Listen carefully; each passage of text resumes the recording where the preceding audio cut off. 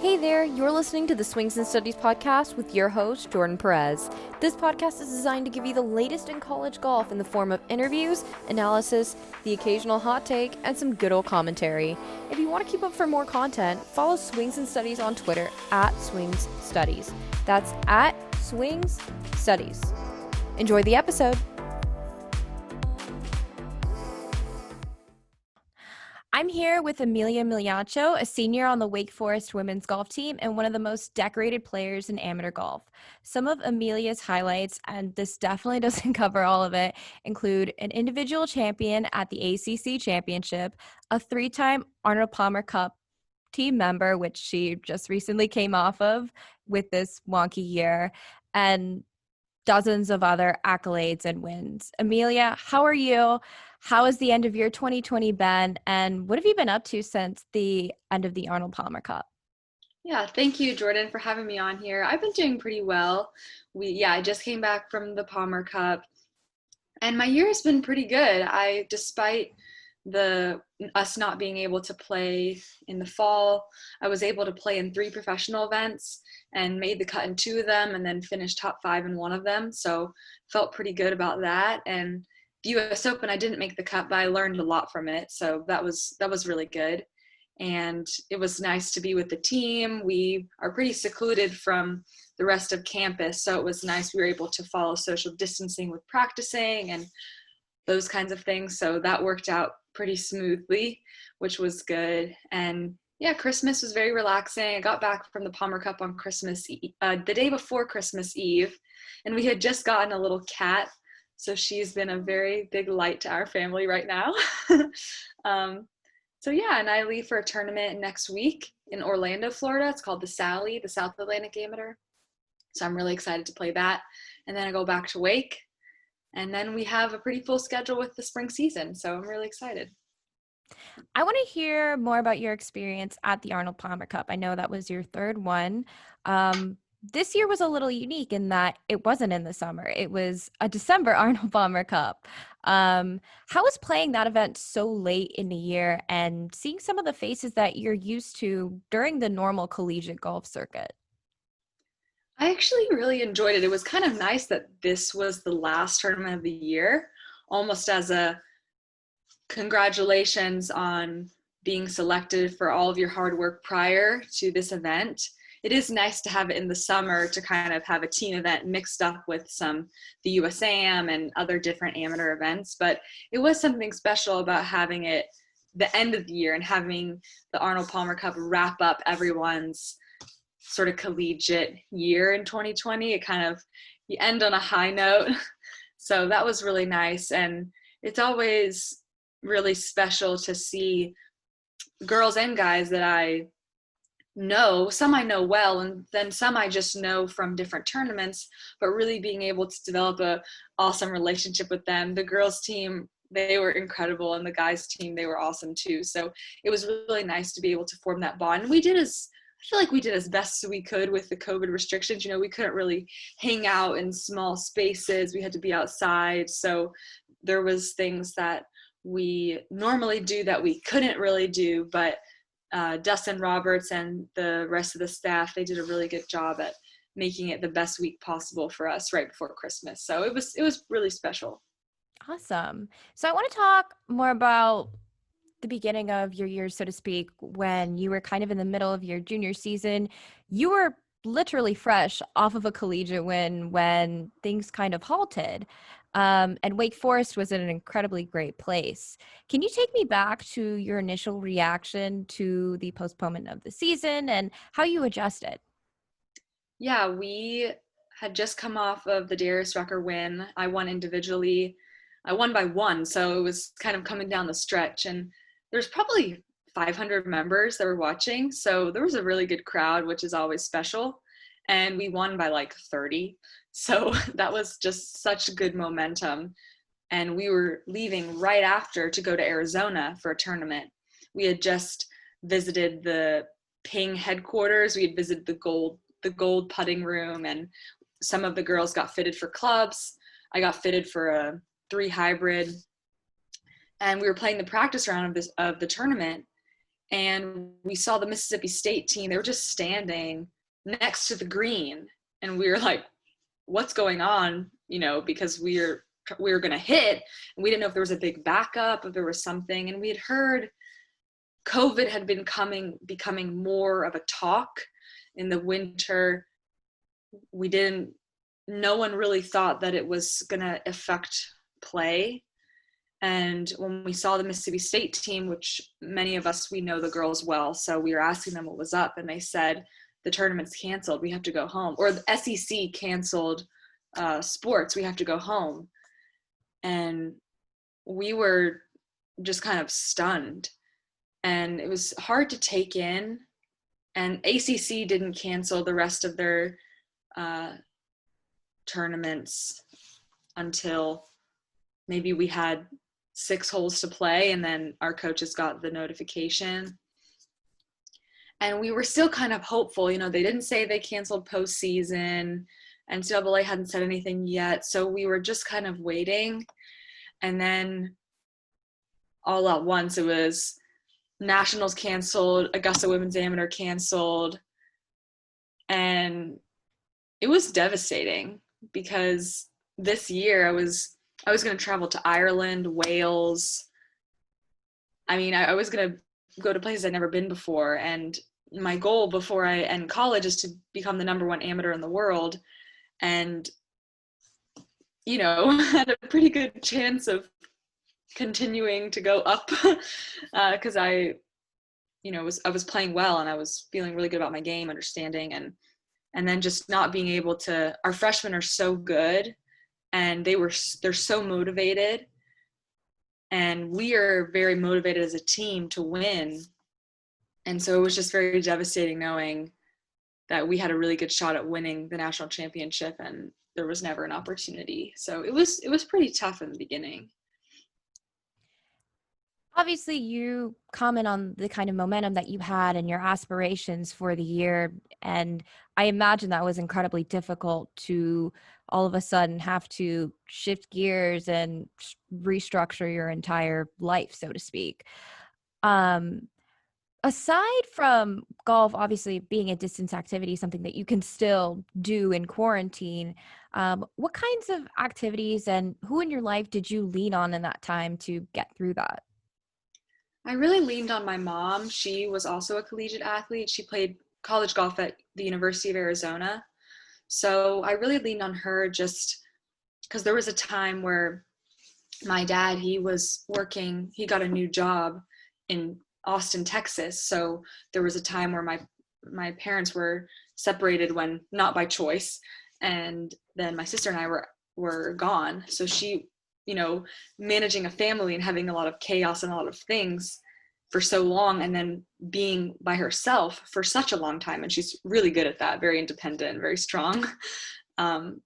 But yeah, I definitely leaned on her because it was the first time in my life where I didn't have motivation to go out and practice because I had no idea when I was going to compete again. And let me, get better at this and like really grind hard. And it's easy to say, but it's really hard to do right in that moment. I was able to work through, and I really worked through a lot with my mental game. So that was really incredible, which I wouldn't have been able to do, and work on my swing, which certain technical things, which I wouldn't have been able to do without COVID, which really benefited me. But in the moment, it's hard to see those blessings in disguise. But I really leaned on my family. We're really close, which is nice since we were spending a lot of time together.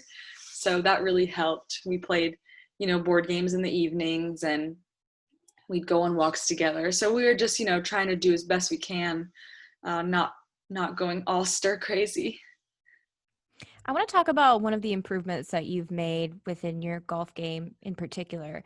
You've commented on this, you've noticeably shifted your game to favor distance. What did it take to build the confidence to embrace that? And how much more comfortable are you off the tee now? Yeah, when I would say where I gained the most distance was coming into my freshman year of college. So I always hit it just a little like above average.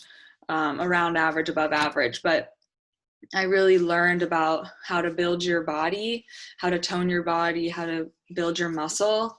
And I really gained a lot of muscle in my legs, which I had, but not as much as I like needed to get the distance. And now it's awesome. I mean, our trainer, Mark Seaver, does a really good job at strengthening us and pushing us and doing what's needed for golf. You know, we don't need to train like a basketball player, but we do need to train pretty hard in certain areas. So he does a really good job at that. And I think the other thing where my distance improved was through my technique. The more efficient my swing became, the more I was able to compress the ball and the more it would pierce through the air. So definitely, you know, building some strength, but I would say more of it also came from just continuing to, you know, have a good technique and kind of hone that. So I want to talk a little bit about your summer. It wasn't the busiest from a competitive standpoint, obviously given COVID, but you went to the U.S. Women's Amateur and had a great finish there. And you showed off a lot of your match play, savvy, which is something you're pretty well known for. At this point in your collegiate career, how do you feel about your match play skills compared to when you first started playing collegiate golf?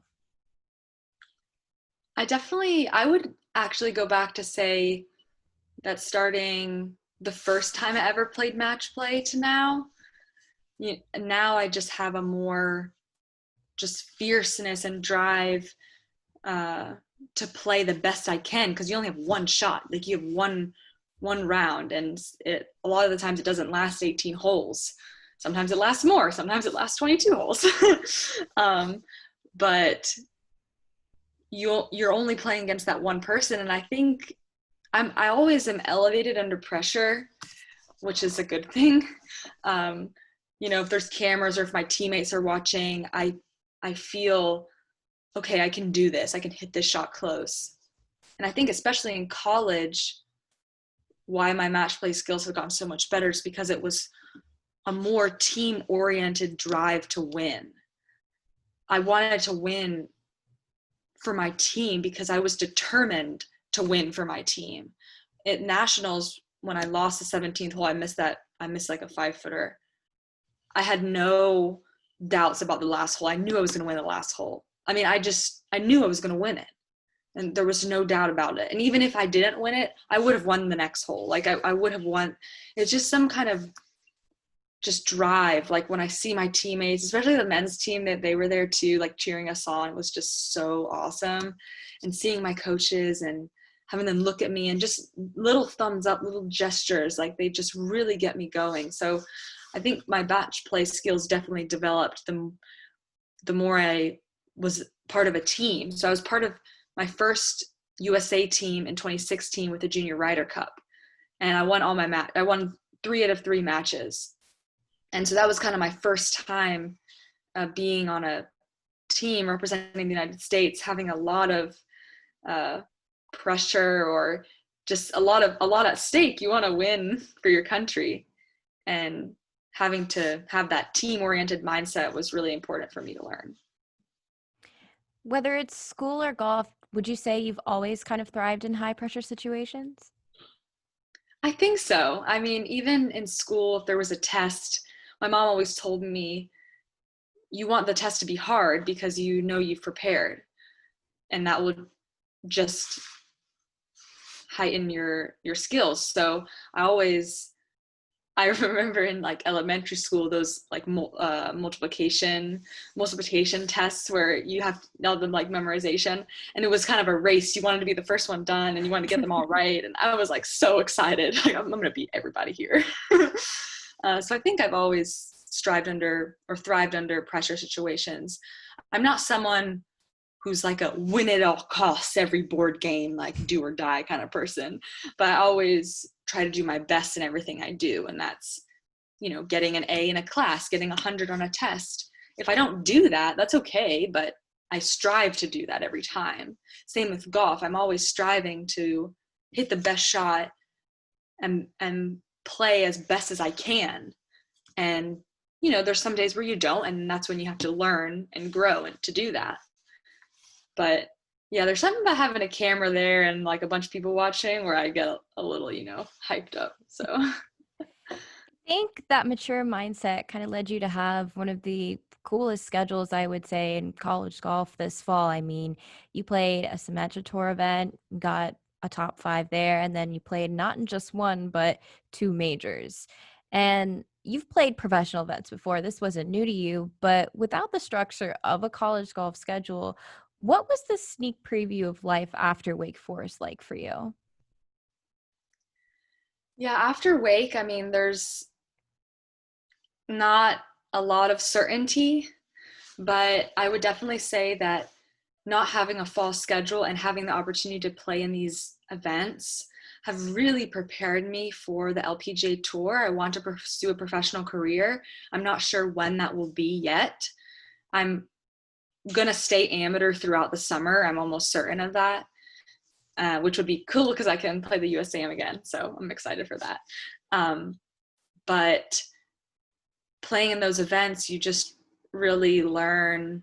You learn from other players. You learn how they practice. I'm always trying to observe what other players are doing so I can get better myself. And it was just nice to be in that community. I was a little intimidated. I remember when I played my first US Open, I was expecting people to be, very focused and uptight and kind of intimidating, but they're not at all. They're very friendly. They do their own thing. They talk to other people, very cheerful. And it was really nice. And it's so nice to be in a space where every single person there wants to win and be the best player in the world. And that's a really rare community or space to be surrounded in. Most people, if they're okay in something, they're satisfied. But here's a group of people where they want to be the best. And that's what I want to be. So immersing yourself in that kind of a community, that kind of space was just really awesome for me to learn and be around, especially because, I'm at a space in Wake Forest. My team were some of the best players in college golf. So being able to be around them is incredible. And now kind of moving on to the next step, being around the best players on the LPGA Tour by playing in two majors was really cool and just an awesome learning experience for the next steps forward. Was there any inspiration you got in terms of elements of your preparation or your game that you got from being around these experienced players? Yeah, definitely. At the ANA Inspiration, I was observed how much the girls, the young women, chip and putt or chip around the greens. Like even on the par five, it's not like they're going to miss the green, but they're always chipping. You can get a feel for the putts on the practice screen, but chipping, you need to chip around the greens a lot. And that was something that I never really did as much. And they're also so good with their wedges, like always sticking it tight, 10 feet and in, which is good. It's just good to know. Yep, of course, they're hitting their wedges close. They're practicing a lot of chipping. They're going to chip it close. And, you're making almost all the putts 8 feet and in. You're making every putt 5 feet and in. At least that's what it looks like. But so yeah, I definitely learned. I mean, I already knew those things about professional golfers, but seeing it, you're like, wow, this is what it takes to play at this level, which was really nice to see and inspiring for me. You mentioned leaning on your mom in the beginning of the pandemic, and she actually caddied for you at the US Women's Open. With her wealth of experience being a former All American, what have you learned from her, especially this year? Yeah, I think I learned the most from, she knows me so well. I mean, we are really good over shots. She really helps me I'm someone I'll like get the yardage, pull at a club, kind of like do everything in my head. And she kind of, all right, what's the number you're playing? Where are you trying to land it? And so we're really good at communicating in that way from a golf standpoint. And then also from a emotional standpoint and a mental standpoint, she also understands me because I care so much. So I can take things pretty hard sometimes when things don't go my way or when things don't go as I would have hoped for or liked for or planned for, I guess. And so I've just learned a lot about balance and a lot about golf is a game, and it's a game of growth. Similarly, I started working with a sports psychologist at Wake, Dr.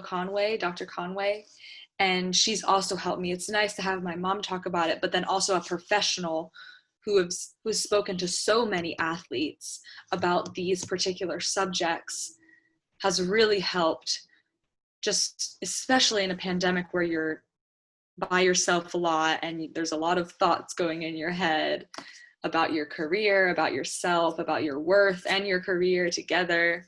So both of those people in my life have really helped me during this pandemic to come out stronger. I want to talk a little bit about your life outside of golf. You published a 486-page book called Just an Illusion early on at your time at Wake. When did you develop that story, and how long did it take for you to write that? It took a while. I started writing this book when I was a sophomore in high school.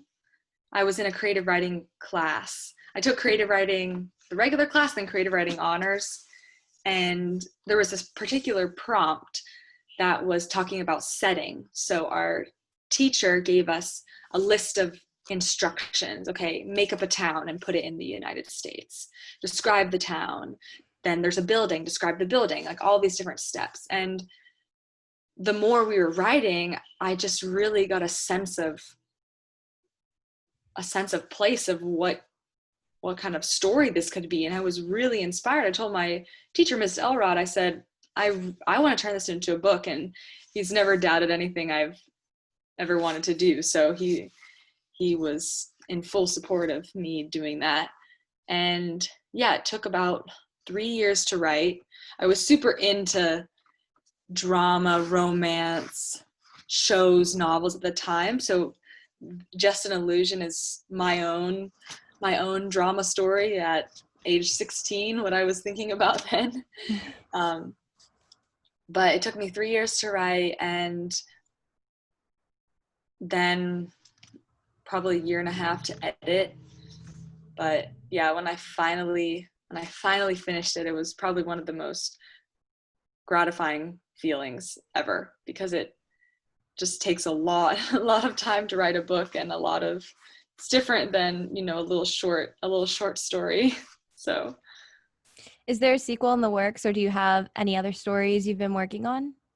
yeah, I have a lot of stories that I've been working on. I started writing a sequel. It was about halfway through, and then I just needed to take a pause. When I write about my characters, I'm very emotionally attached to them. So I'm like, I just can't deal with them right now. I really need a break, and I need to write something a little more lighthearted. So yeah, I'm writing a story about a girl who wants to grow up and play professional golf, or she likes golf a lot, and so she wants to play and get really good. And so that's kind of a cool, very similar, not similar family life, but similar drive and passion. And then I'm writing this other story about these girls who, it's about this older sister and her raising her younger siblings, and sort of that's very new in the works. But yeah, I just something I really enjoy, and it's a great outlet for me, and it really sparks my creative juices. So I really enjoy doing it. Both writing and playing golf require kind of a certain level of mental tenacity, patience, repetition, etc. Would you say you're the same kind of golfer as you are a writer, or are there two different Emilias in these situations? No, I would say they're pretty similar, because with golf you have to be very creative. You have to use your athletic ability. It's not solely technique, and it's not solely athleticism. I would say I have a pretty good balance of both. And with writing, I would say I don't have as much structure. I definitely use more of just my creativity to write. I don't want to put that because it's something that an outlet that I love, I'm not trying to make a career out of it, and I'm investing so much time in golf, I'm not going to invest the same amount of dedication and goal orientedness into writing. So it's definitely more of just kind of an easy flow creative activity that I really enjoy. But yeah, they're definitely very similar Emilias there. So I'm sure looking ahead to 2021 and your spring season, that you're probably pretty dead set on winning a national championship. After Wake Forest's runner-up finish in your sophomore season, how committed did you become to that idea?